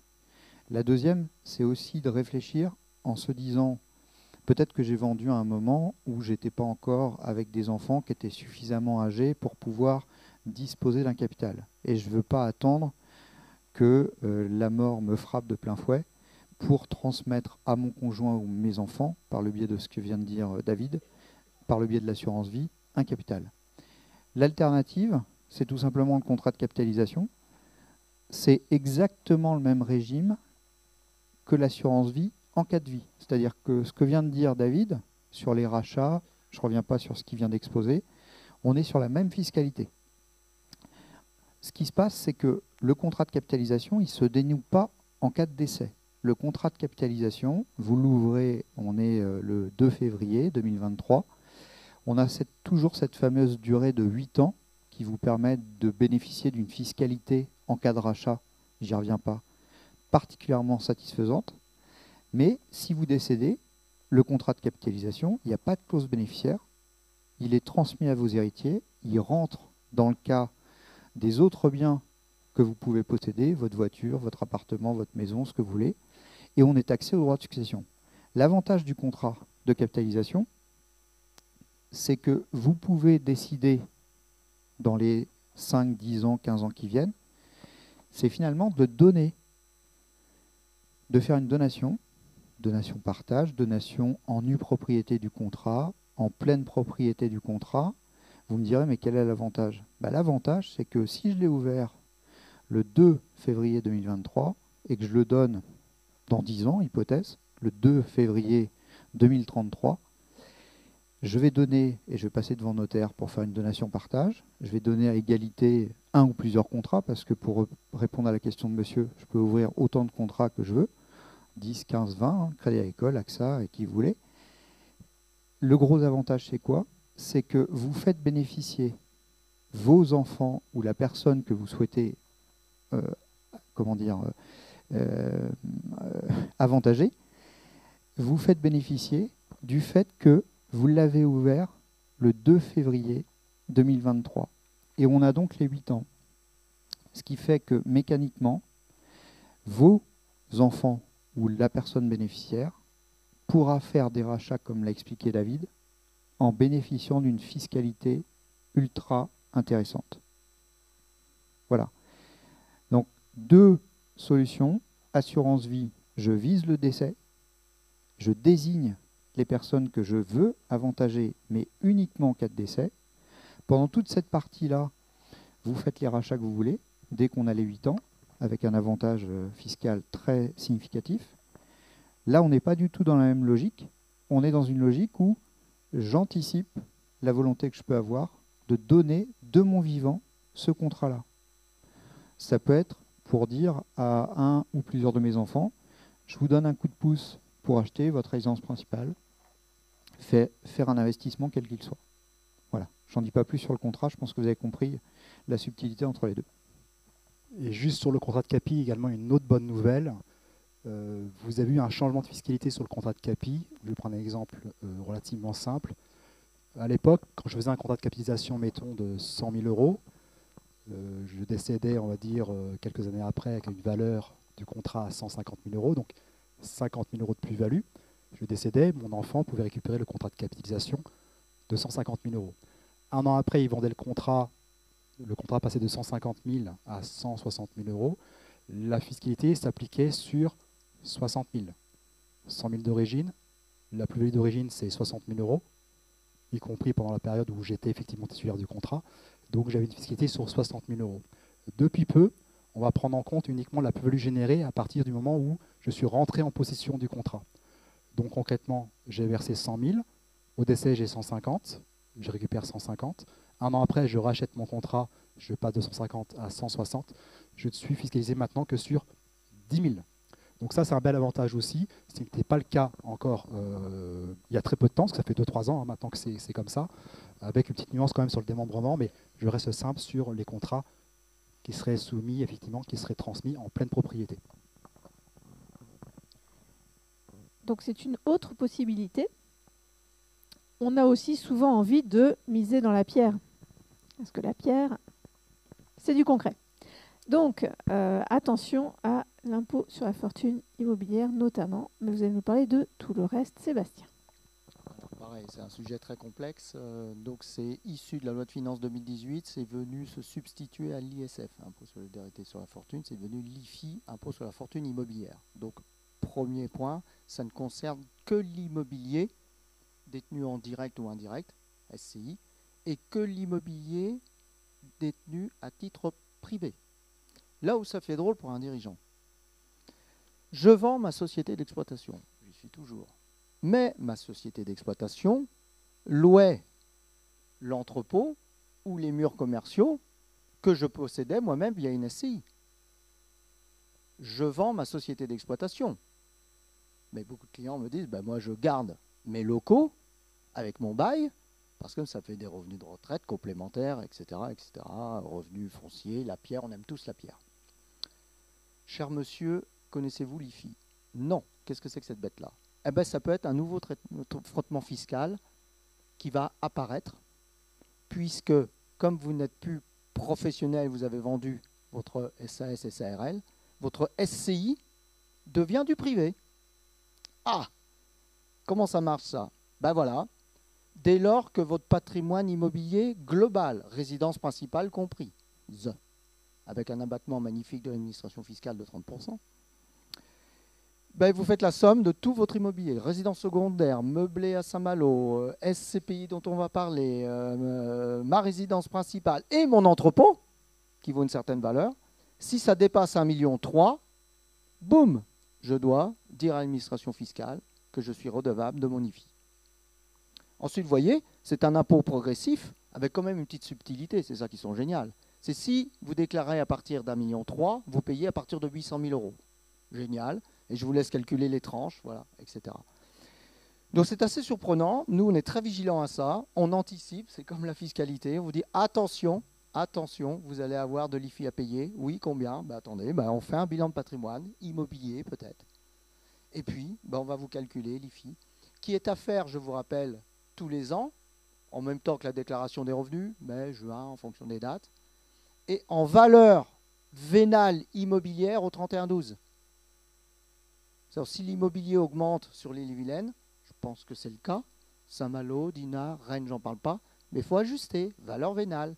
Attention, l'administration fiscale est particulièrement au fait des évaluations immobilières.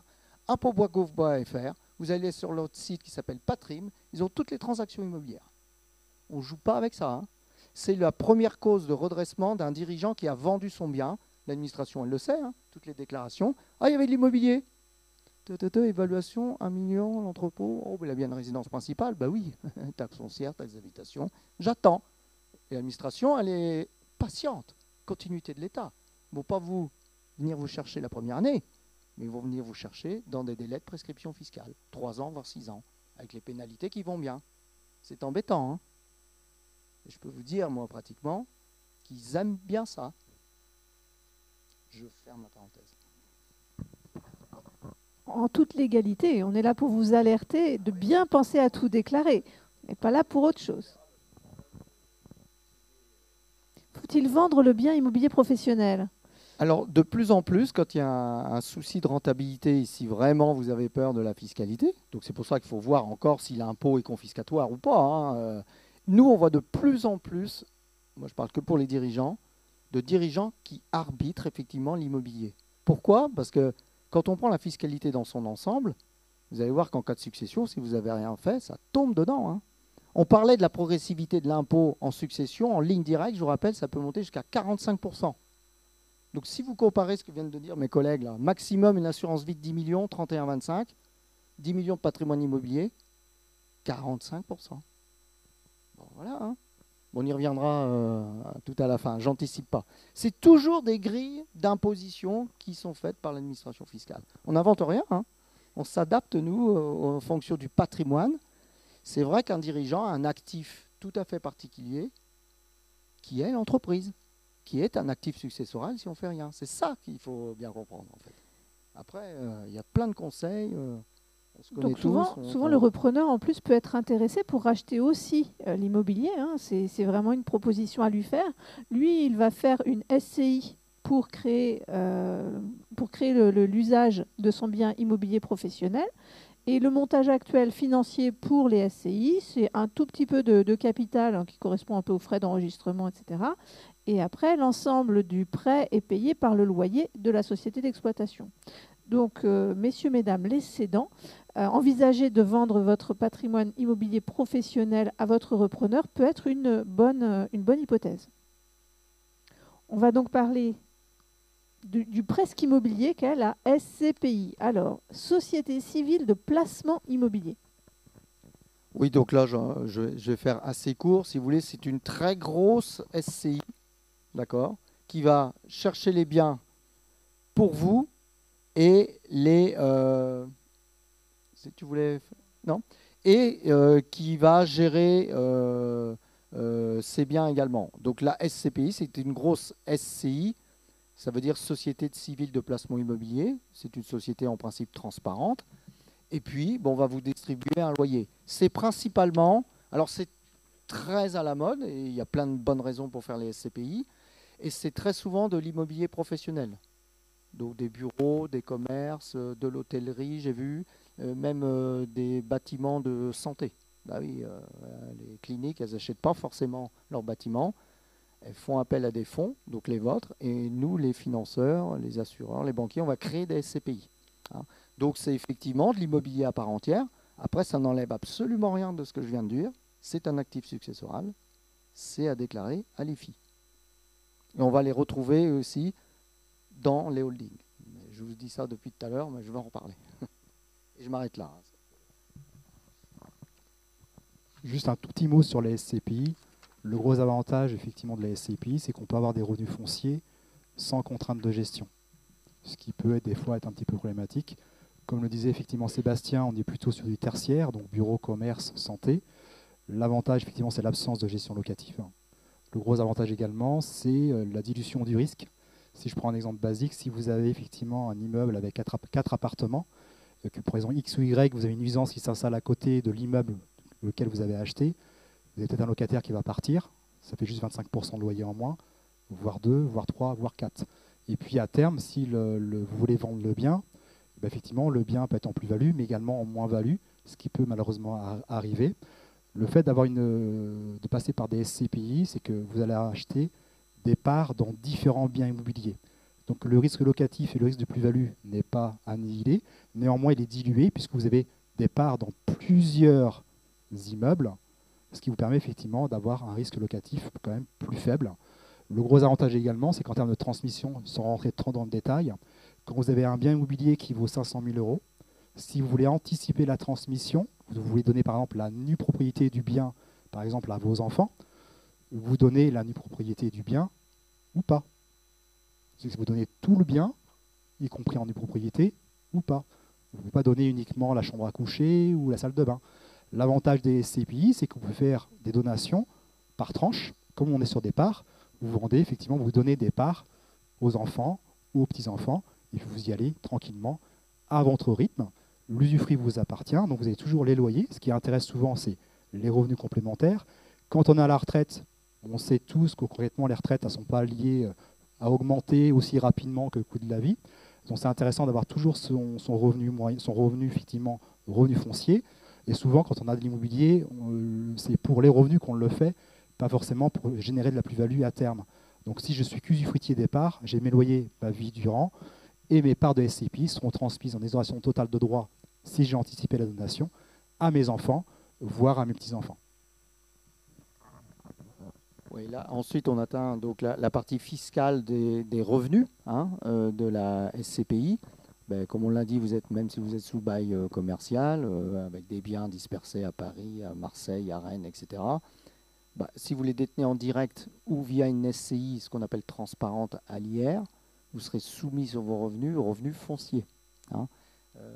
Donc avant de se ruer sur les SCPI, moi je fais toujours une analyse fiscale. Quels sont vos revenus catégoriels? Quelle est votre tranche marginale d'imposition? Parce que je vous rappelle quand même que depuis 2018, les revenus fonciers, c'est les plus taxés en France. Si vous êtes à la tranche à 45, je rajoute mes loyers 45% d'impôts, plus les prélèvements sociaux 17.2, plus mon IFI.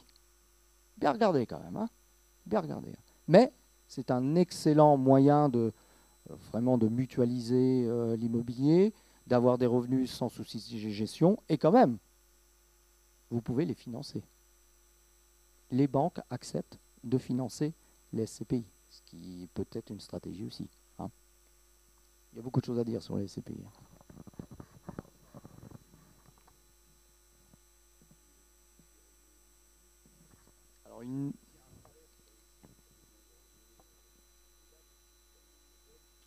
Alors, si la SCI détient un bien immobilier qui est loué, vous êtes en revenu foncier si elle est bien à l'IR, non pas à l'IS. Si vous pouvez justifier que vous gérez la SCI et que vous êtes en rémunération, c'est plus du revenu foncier, c'est de la rémunération de gérance, on va dire. Ah non, vous êtes sur vous êtes sur de la rémunération de gérance et associé. C'est un peu particulier. Voilà, donc vous aurez des loyers en plus, mais si vous justifiez que vous avez géré la SCI, parce qu'il y a beaucoup de biens, vous pouvez, en tant que gérant, être rémunéré. Les loyers de la SCI, de toute façon, revenu foncier à l'IR.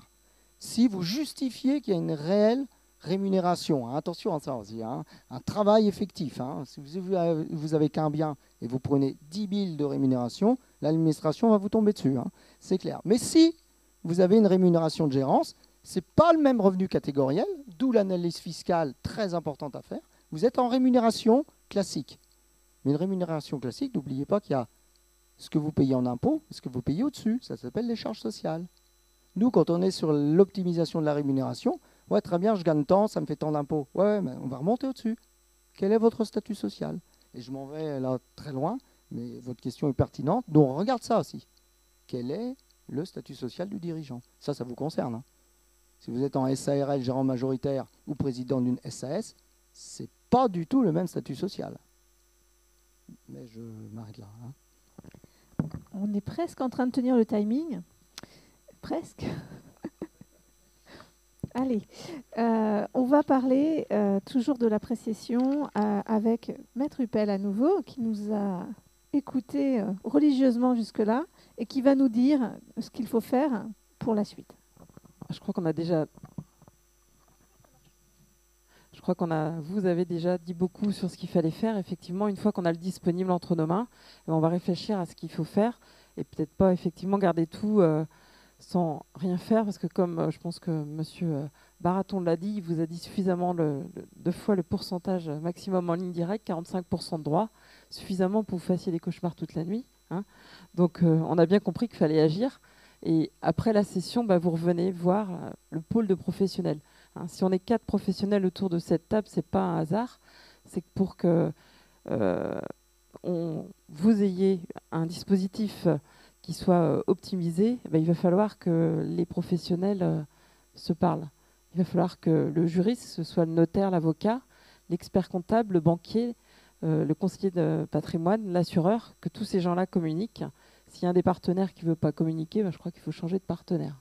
Si vous ne pouvez pas effectivement les réunir en visio, au téléphone ou en présentiel, c'est vraiment qu'il y en a un qui doit faire son chemin de son côté et vous trouver un autre partenaire. Parce qu'effectivement, il va falloir se dire ce qu'on fait. De l'immobilier qu'on détient, la résidence principale, oui, on va peut-être la donner aux enfants avec un démembrement de propriété. On va rester usufruitier, hein, comme l'expliquait mon collègue. On va rester en jouissance du bien. On va pouvoir l'occuper, le louer et percevoir des loyers. Et puis, à notre décès, l'enfant devient propriétaire. Et puis aussi, on peut envisager d'autres supports, les contrats d'assurance vie, les contrats de capitalisation, tout ce qui vient d'être dit. Je pense pas pouvoir en dire plus à ce stade, mais voilà, il faut... On peut parler du cas catastrophique qui est présenté à l'écran. Oui, l'idée effectivement de la personne seule divorcée qui a un enfant, qui n'a pas anticipé, qui a, comme on le voit donc sur le slide derrière moi, donc un patrimoine, je ne sais plus, de 2 millions d'euros. Il fait quand même 2 millions, effectivement. Ce que je vous souhaite. La résidence principale à 500 000, on y arrive assez vite. Quand on a cédé l'entreprise, si on n'a rien fait en amont, on peut avoir effectivement 1,5 million de liquidité. Et puis là, effectivement, si rien n'a été fait dans notre schéma, on n'a que l'enveloppe de 100 000 euros. Voilà. Donc là, ça fait mal. Hein.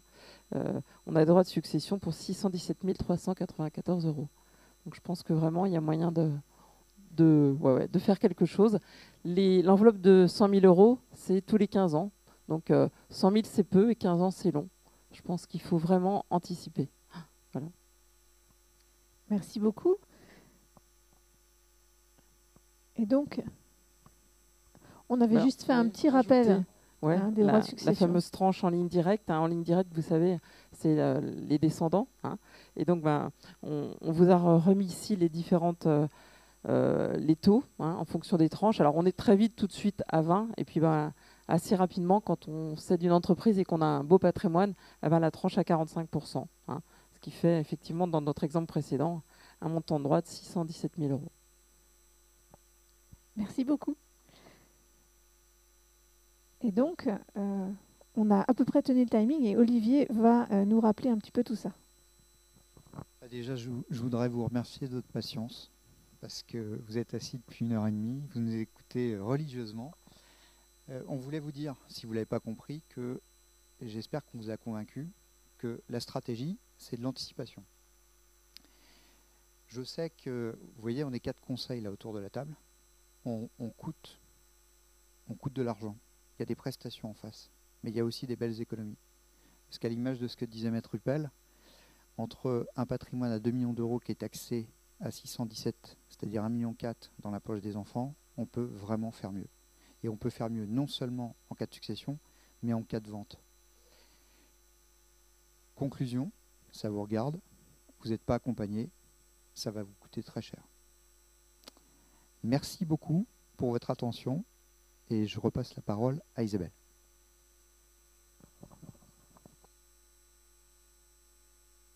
Du coup, j'attrape le deuxième micro. Donc, je vous remercie moi aussi de ce silence. Alors, est-ce un silence de mort? Je ne sais pas, mais en tout cas, c'est un silence très, très précis. Avez-vous maintenant des questions pour nos experts qui viennent de loin? Donc, il faut en profiter. L'enregistrement va bientôt s'arrêter et tous ceux qui vous regarderont le replay seront tellement malheureux de ne pas avoir pu poser de questions. Messieurs, dames, profitez-en. La question première est toujours la plus difficile. Je vous propose de passer directement à la deuxième question.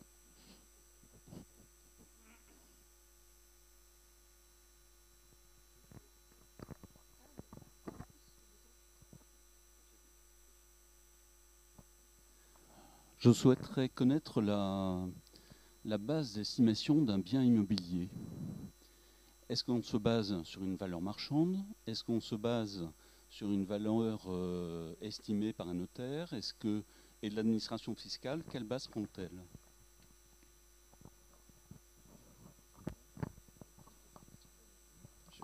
Je vais commencer, puis mes collègues, je pense, vont compléter.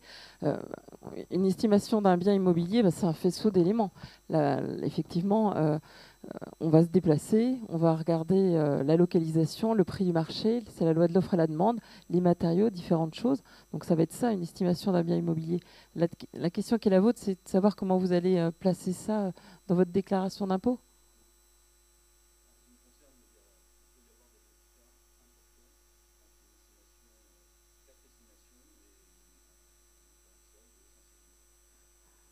Après, ça va dépendre de...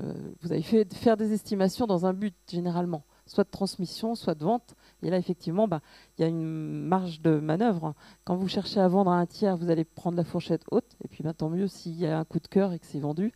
Si vous souhaitez transmettre à vos enfants, la fourchette moyenne, parce qu'il ne faut pas non plus sous-valoriser le bien, parce que c'est les enfants, eux, qui subiront l'impôt sur la plus-value lorsqu'ils revendront. Mais... il y a effectivement une valeur médiane qu'il faut retenir. 4 estimations, si vraiment elles sont dans des fourchettes différentes, je pense qu'il faut se poser un petit peu de questions sur le sérieux de ces professionnels qui se sont déplacés.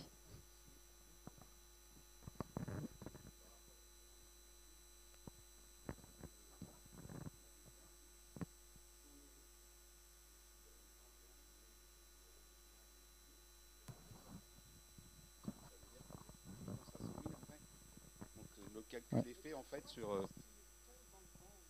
Voilà, donc en fait on est tout le temps imposé, on est tout le temps fiscalisé, on est tout le temps... Voilà. Oui. Alors c'est surtout sur l'IFI, je vous ai donné la démarche de l'administration fiscale. Vous allez sur impôt.gouv.fr, vous allez dans la rubrique immobilier, vous tapez Patrim. Ça c'est la base fiscale. Donc eux ils font comment? Ils vont enregistrer toutes les cessions immobilières qu'il y a eu dans le secteur et ça leur donne un moyen de comparaison. D'accord?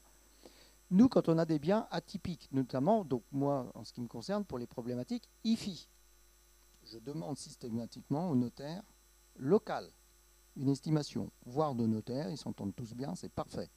Sinon, qu'est-ce qui se passe? J'ai eu le cas sur Saint-Malo, vous avez compris, où le marché est très tendu. L'administration fiscale commence à vous envoyer des lettres. Pouvez-vous me dire, vous avez votre maison, comment vous l'évaluez? Vous faites ce que vous voulez, c'est à vous de donner la valeur vénale, 31-12.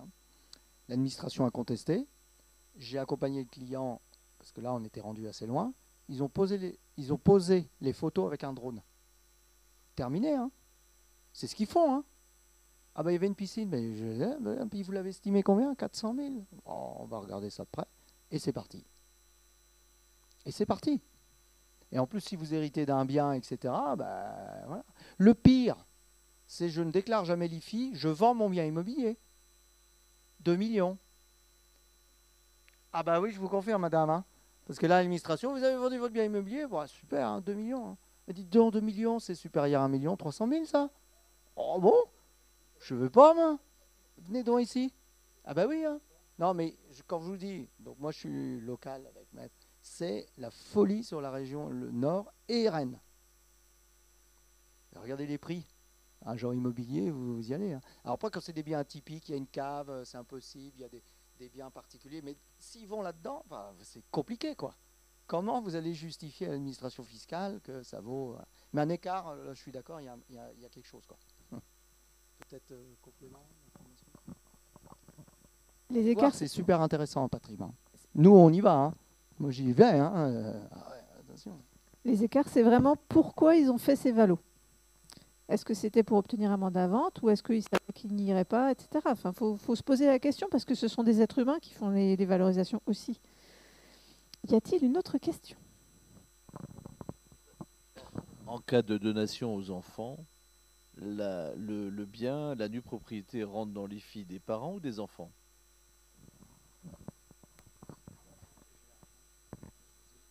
Qui a la réponse? Alors, en cas de donation de la nue propriété, l'IFI est redevable par l'usufruitier pour la valeur en pleine propriété.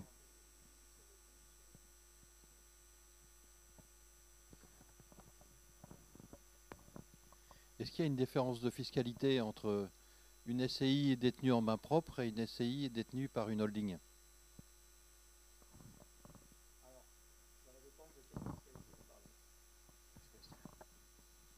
De quelle fiscalité parlez-vous? Les impôts. Les impôts. Alors, si vous avez une holding qui détient une SAS, donc là, on va dire, on a vu la vente, votre holding qui vend, elle paye pas d'impôt sur la plus-value, sauf la quote-part de frais et charges fois l'IS. D'accord? Par contre, si votre structure sociétaire distribue des revenus, les fameux dividendes, qui remontent sur la holding, c'est tout à fait autorisé, et ça, c'est tout le sens d'une holding. Et bien là, la fiscalité, il n'y en a pas, sauf une quote-part de frais et charges qui est seulement de 5% fois IS, donc vous payez que 1% d'impôt. Alors que si vous preniez les mêmes dividendes de votre SAS pour vous à titre particulier, on retrouvait dans le principe la flat tax. C'est pour ça qu'on fait des holdings, c'est que ça vous donne une capacité financière beaucoup plus importante. Ça, c'est un vrai sujet. Après, comme on n'a pas pu évoquer tous ces sujets, si tout le cash est dans la holding, ben là, c'est au conseil de trouver qu'est-ce que je peux faire en placement dans la holding. Mais si j'ai besoin de ressortir de ma holding du cash, je suis en dividende. C'est ça le... Et je vais vite encore, hein, parce qu'il y a d'autres moyens de sortie. Parce que je les ai menacés, hein, parce que quand même, après, il y a le cocktail qui nous attend et il a l'air délicieux. Y a-t-il encore une question? Vous allez pouvoir les attraper avant qu'ils prennent la route, par contre, parce qu'ils viennent de loin. Je remercie vraiment tous ces intervenants qui ont rendu le sujet compréhensible. Merci beaucoup.